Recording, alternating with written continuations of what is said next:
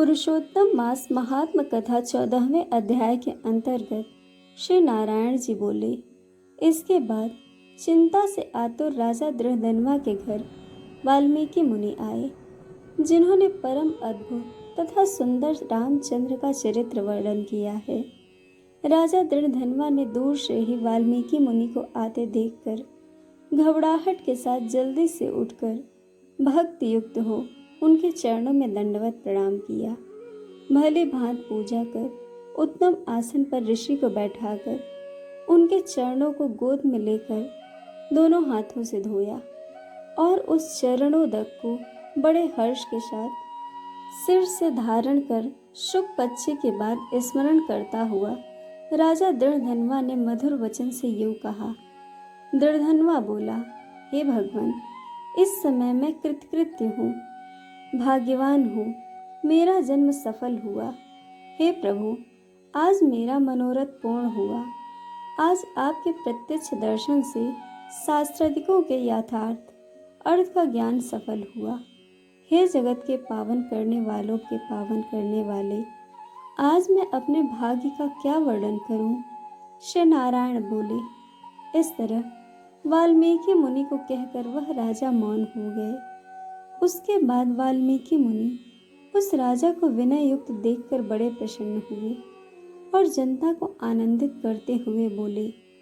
वाल्मीकि मुनि बोले, हे नृपश्रेष्ठ, ठीक है, तुमने उक्त प्रकार की सब बातों का होना संभव है। हे राजन, तुम चिंता से आतुर क्यों हो? सो सब मन की बात कहो। ऐसा मालूम पड़ता है कि तुम्हारे कुछ कहने की इच्छा है, इसलिए हे महामते, उसे कहो। राजा दृढ़धनवा बोला, आपके चरण कमल की कृपा से हमेशा सुख है, परंतु हे विद्वान, हमारे हृदय में एक बड़ा संदेह है। वन में होने वाले शुक पक्षी के मुख से निकले हुए बाण के समान उस वचन को दूर करें। किसी समय मैं शिकार खेलने के लिए गहन वन में निकल गया। वहां भ्रमण करता हुआ एक तालाब देखा, उसका जल पिया। बाद में थकावट दूर करने के लिए एक बड़े वट वृक्ष के नीचे बैठ गया। अत्यंत घनी तथा सुंदर छाया वाले और मन एवं नेत्र को आनंद देने वाले उस वृक्ष पर बैठे हुए सुंदर सुख पक्षी को देखा।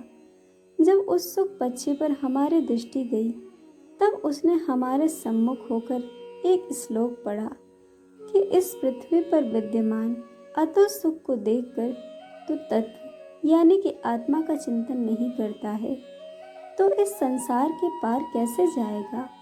मैं इस प्रकार शुक पक्षी के वचन को सुनकर विस्मित हो गया। हे ब्राह्मण, मैं नहीं जानता कि उस सुख पक्षी ने क्या कहा। इस हमारे हृदय के संदेह को आप दूर करने के योग्य हैं। हमारा राज्य सुख तथा सुंदर 4 पुत्र, सुंदर पतिव्रता स्त्री, हाथी, घोड़े, रथ, सेना है। हे ब्राह्मण, ये सब अतुल समृद्धि इस समय हमें किस पुण्य से प्राप्त है? यह सब विचार कर संक्षेप में कहने के आपके योग्य हैं। राजा दृढ़धनवा के वचन को वाल्मीकि मुनि सुनकर प्राणायाम कर एक मुहूर्त तक ध्यान में मग्न हो हाथ में रखे हुए आंवला के फल के समान विश्व संसार के भूत, भविष्य और जो वर्तमान विषय हैं, उनको हृदय में समाधि के बल से जानकर और निश्चय कर राजा से बोले। वाल्मीकि मुनि बोले, हे राजाओं में श्रेष्ठ, अपने पूर्व जन्म का चरित्र तुम सुनो।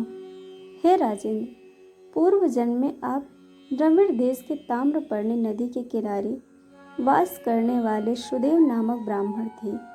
धार्मिक, सत्यवादी, जो मिल जाए उतने में ही संतोष करने वाले, विद्या ध्यान में संपन्न, विष्णु भक्ति में परायण रहा करते थे। आपने अग्निहोत्र आदि यज्ञों के द्वारा भगवान हरि को प्रसन्न किया। इस प्रकार रहते हुए तुम्हारे गुणवती स्त्री थी। वह गौतम ऋषि की सुंदर कन्या गौतमी नाम से प्रसिद्ध, शंकर की सेवा में तत्पर, पार्वती के समान तुम्हारे प्रेम से सेवा करती थी। गृहस्थाश्रम धर्म में धर्मपूर्वक वास करते हुए बहुत समय बीत गया, परंतु तुम्हें कोई संतान नहीं हुई।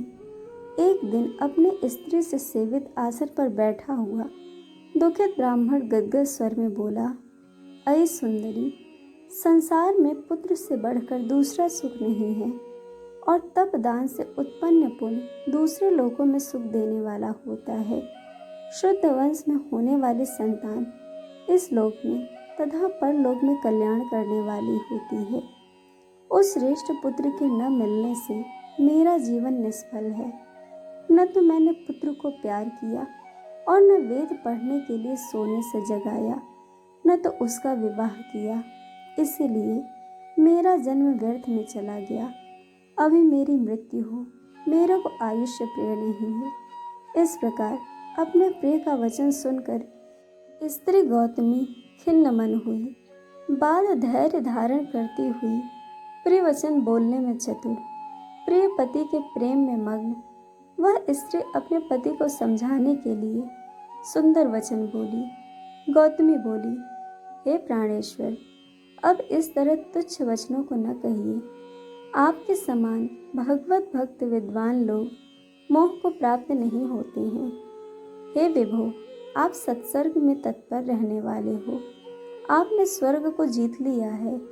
हे सुव्रत अर्थात हे सुंदर व्रत करने वाले, आप जैसे ज्ञानी को पुत्रों से सुख की प्राप्ति कैसी, अर्थात ज्ञानी पुरुष पुत्रों से होने वाले सुख की इच्छा नहीं करते हैं। हे ब्राह्मण, पहले चित्रकेतु नामक राजा पुत्र शोक में संतप्त हुआ, तब नारद और अंगीरा ऋषि के आने पर पुत्र शोक से मुक्त हो संसार से उद्धार को प्राप्त हुआ।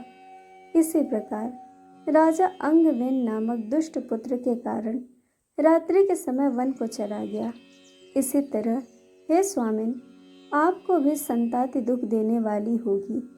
फिर भी हे तपोधन, यदि आपको शतपुत्र की लालसा है तो प्रसन्नता से जगत के नाथ समस्त अर्थों के दाता हरि भगवान की आराधना करें।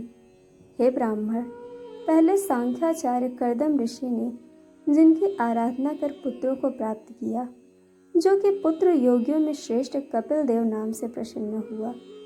ब्राह्मण श्रेष्ठ इस प्रकार अपने धर्म पत्नी के वचन सुनकर तथा निश्चय कर उसने गौतमी स्त्री के साथ ताम्रपर्णी नदी के तट पर गया। वहां जाकर उस पवित्र तीर्थ में स्नान कर अत्यंत श्रेष्ठ तप करता रहा। 5-5 दिन बाद सूखे पत्ते तथा जल का आहार करता था। इस प्रकार तप करते उस तपोनिधि सुदेव ब्राह्मण को 4000 वर्ष व्यतीत हो गए। हे ब्राह्मण, उसकी इस तपस्या से तीनों लोग कांप उठे। भक्त वत्सल भगवान उस सुदेव ब्राह्मण की अत्यंत उग्र तपस्या को देखकर जल्दी से गरुड़ पर सवार होकर प्रकट हुए।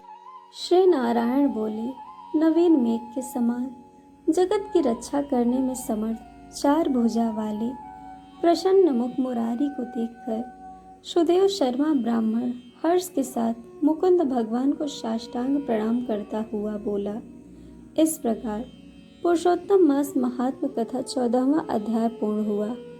दोस्तों, आपको कथा कैसी लगी यह हमें कमेंट करके ज़रूर बताइएगा और चैनल को सब्सक्राइब, वीडियो को लाइक शेयर करना बिल्कुल मत भूलिएगा।